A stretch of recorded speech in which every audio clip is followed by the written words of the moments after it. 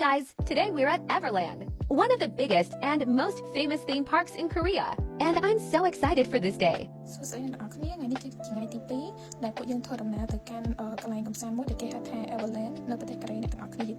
ទៅតាមផ្លូវដែលធ្វើដំណើរទៅខាងក្នុងនោះគឺស្អាតខ្លាំងមែនទែនអ្នកនរគ្នាឥ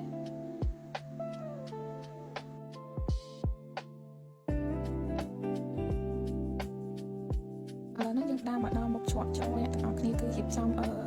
ទិញសំបុត្រចូលទៅអ្នកនរគ្នាចាគឺមានមនុស្សច្រើនខ្លាំងមែនទែនអ្នកនរគ្នាដែលទៅលេងកន្លែងនោះអញ្ចឹងណា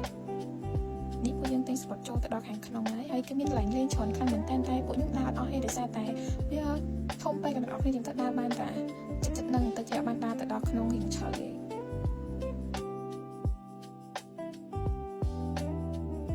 តោះពីដើរមើលចិត្តនឹងហើយអស់ពួកយើងក៏បានទៅកន្លែងលក់អីវ៉ាបានអ្នកនរគ្នាទៅគេមានរបស់ខ្ជិលខ្ជួតខ្លាំងមែនតើ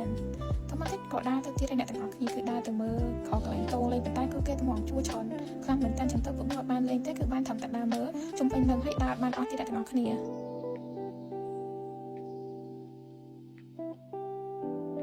ហើយអ្នកទាំងអស់គ្នាខាងក្នុងវាគឺមានតោងច្រើនហើយ fresh ខ្លាំងមែនតើទឹកភាពជុំវិញនឹងគឺត្រជាក់ហ្មងអ្នកទាំងអស់គ្នាចា